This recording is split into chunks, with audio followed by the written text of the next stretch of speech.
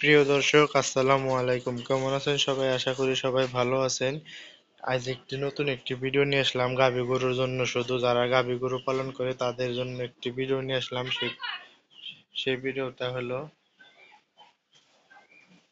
কিভাবে গাভী গরুর দুধ বাড়ানোর উপায় এবং কি হঠাৎ গাভী গরুর দুধ কমে যাওয়ার কারণ কি, সেই সম্পর্কে এখন কিছু একটা বলার চেষ্টা করব। সবাই পুরো ভিডিওটা দেখুন এবং কি ভিডিওটা শেয়ার করে দিন। প্রথম হলো গাভী গরুর হঠাৎ করে দুধ কমে যাওয়ার কারণ।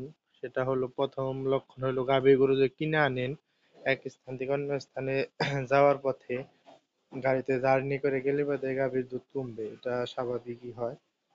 আর হয় কি এর নিকে তাও বলতেছি, কারণ হলো গাভী গরু জার্নি করে আসে, গাড়িতে চললে বাদে কিন্তু শরীর ব্যথা হয়।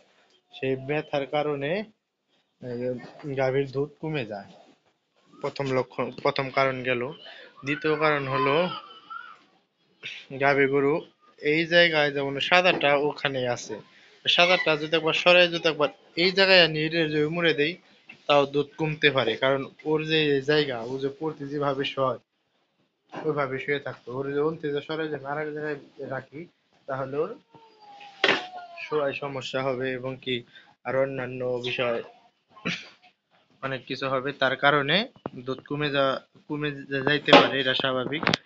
আরেকটি কারণ হলো গাভী গরুর প্রথম দুইটি লক্ষণ তো বললামই। আরেকটি হলো গাভী গরুর গাভীর দহন করতে করতে বা গাভীর ক্যালসিয়ামের ঘাটতি থাকলে বাদে কখনো সেই গাভীর দুধ সহজে বাড়বে না, কিন্তু কমবে। এটা হলো আরেকটি কারণ। এগুলো প্রতিরোধ করার কারণও বলতেছে এখন। যখন কিনা আপনি গাভী গরু কিনে আনবেন বা এক স্থান থেকে অন্য স্থানে নিবেন গাড়িতে করে, তখন ওদেরকে প্লেন নাপা আছে, সে প্লেন নাপা খাওয়াই দিবেন, তাই আর ওদের দুধ কমবে না। আরেকটি বিষয় হলো, প্লেন নাপা খাওয়াই দিলে বাদে ওদের ওদের হলো যে সম্পর্কে দুধ যেভাবে উৎপাদন হয়, সেইতে না ওদের ব্যথা থাকে। তার কারণে প্লেন নাপা খাওয়াই দিলে ওদের ব্যথা মুক্ত হবে এবং কি ওরা দুধ দিবে ঠিক মতো। একটি বিষয় গেল। আরেকটি বিষয় হলো, এই স্থান থেকে ওই স্থান সরাইলে বাদে ওদের শোয়াই কিন্তু আরাম আয়েসটা তেমন হয় না। কারণ পড়তে যেভাবে শয় ওই জায়গায় তো যায় তো ওইভাবে শুতে পারবে না, সেই কারণে হবে। আরেকটি বিষয় হলো গাভী গরুর ওই যে যদি একবার বানে যে একটু সমস্যা দেয়, সমস্যা কিন্তু সাথে সাথে দেয় না, একটু কয়েকদিন আগে থেকেই বানটা একটু বিষ থাকে বা একটু ফোলা ফোলা ধরন থাকে, ওইভাবে থাকলে বাদে গাভী গরুর দুধ এই যে কমে যাবে। তার তার প্রতিরোধে আপনি ম্যাস্টাইটিসের কোটাগুলো আছে সেগুলো খাওয়াতে পারেন। সেগুলো খাওয়ালে বাদে ওদের আরো সমস্যা হবে না। তারপরে ক্যালসিয়ামের ঘাটতি থাকলে বাদে সেমনের দুই পায়ে, এই যে হাঁটুতে, এই দেখেন সেমনের দুই পায়ে এই জায়গায় ব্যথা থাকবে, এই জায়গায় এবং কি এই জায়গায় একটু ব্যথা ব্যথা থাকবে, তাহলে বুঝতে পারবেন এটা ক্যালসিয়ামের শর্ট আছে। তখন আপনি ক্যালসিয়ামের ইনজেকশন দিবেন, সাথে ক্যালসিয়াম খাওয়াই দিবেন এবং কি ভিটামিন D3ও খাওয়াই দিবেন।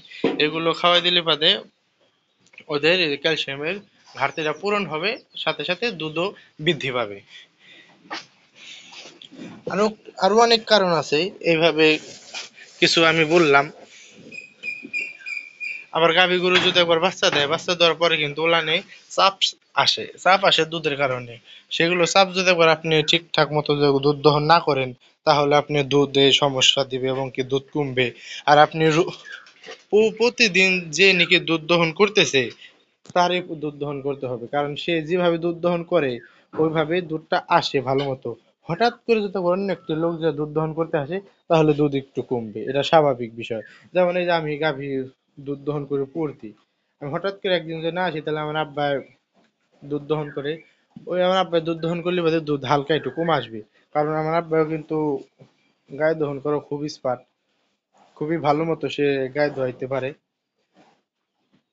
কিন্তু ওই যে আমি যেভাবে দোয়াই সে তো আর সেইভাবে দোয়ায় না, তার কারণে দুধ একটু কমবে। আবার সে আবার যে পড়তি যদি একবার দুধ দহন করে, তাহলে দুধ ঠিক মতো আসবে। আর আমি যদি একবার আটকা যাবার দুধ দহন করতে যাই, তাহলে দুধ আবার একটু হঠাৎ কম হবে। এতে এইগুলো কারণ গাভী গরুর। আবার উলানে যদি একবার দুধ যদি একবার জমা থাকে, ওই দুধ যদি দহন যদি না করেন, তাহলে উলানটা নষ্ট হওয়ার সম্ভাবনা থাকে। তাইতে বলি সবসময় উলানটা পরিষ্কার করে রাখবেন। দুধ দহন করে একবারে দুধ যখন দহন করা শেষ হবে তখন বাছুর একটু ছাইড়ে দিবেন কয়েক মিনিট খাওয়ার জন্য, যেন যে যেটুক দুধ গরুতে নাকি লুকায় রাখে বাছুরের জন্য, ওই যে বাছুরটা ছেড়ে দিলে বাদে বাছুর খেয়ে ফেলবে। তার কারণে দুধে আর কোনো সমস্যা নেই, এভাবে দুধ খাওয়াতে হয়। হাইস, শ, শ। এভাবে খাওয়ালে বাদে দুধে কখনো ঘাটতি হবে না। এটা হলো দুধে এই যে হঠাৎ হঠাৎ করে দুধ কমে যাওয়ার কারণ হলো এইগুলা। ওদেরকে সবসময় ভালোভাবে যত্ন দিবেন, খেয়াল করবেন গরুদেরকে। আর প্রতি মাসে 10 দিন করে দিবেন, ক্যালসিয়াম দিবেন গাভী গরুকে। এমনকি ষাঁড় গরুকেও প্রতি মাসে 10 দিন করে ক্যালসিয়াম দেওয়ার চেষ্টা করবেন, কারণ ষাঁড়ও কিন্তু ক্যালসিয়ামের ঘাটতি হয় ষাঁড়ের। এই তো আমাদের লক্ষ্য এটা। এই আমি যে সমস্ত কথা এখন বললাম এই ভিডিওতে, আপনি যদি এইভাবে যদি একবার ম্যানেজ করে যদি আপনি চলতে পারেন, তাহলে আশা করি আপনার খামারে কখনো দুধ প্রোডাকশন কমবে না এবং কি আরো বাড়বে। সাথে একটু কালিজিরাও খাওয়াতে পারেন গাভীকে, কারণ কালিজিরা খাওয়ালে বা দুধ একটু বাড়তে পারে। আমি এখন খাওয়াই নাই, যখন যেটা খাওয়াই নাই সেটা নিয়ে আমার কথা নাই বলি। আর ওই দুধ বাড়ানোর যখন ওই যে মানুষের কথা শুনি মিল্কিয়াটাই আছে, ওই যে দুধ বাড়ানোর একটা পাউডার, ওইগুলো খাওয়াইলেই দুধ বাড়ে, কিছুদিন বাড়ে, এটা আমি শিওর জানি। কিছুদিন বাড়ে আবার হঠাৎ করে আবার দুধ কমে যাবে। এভাবে না খাওয়ায় ওদের কি ক্যালসিয়াম, জিঙ্ক আর ভিটামিন D3 বা এই যে ভিটামিন প্লাস মাল্টিভিটামিন প্লাস এগুলো খাওয়াই দিলে বাদে ওদের দুধ পরিমাণ মতো সবসময় আসবে এবং কি কমবে না। এভাবে গরু পালবেন, লালন পালন করবেন। সবাই ভালো থাকবেন, সুস্থ থাকবেন। আসসালামু আলাইকুম।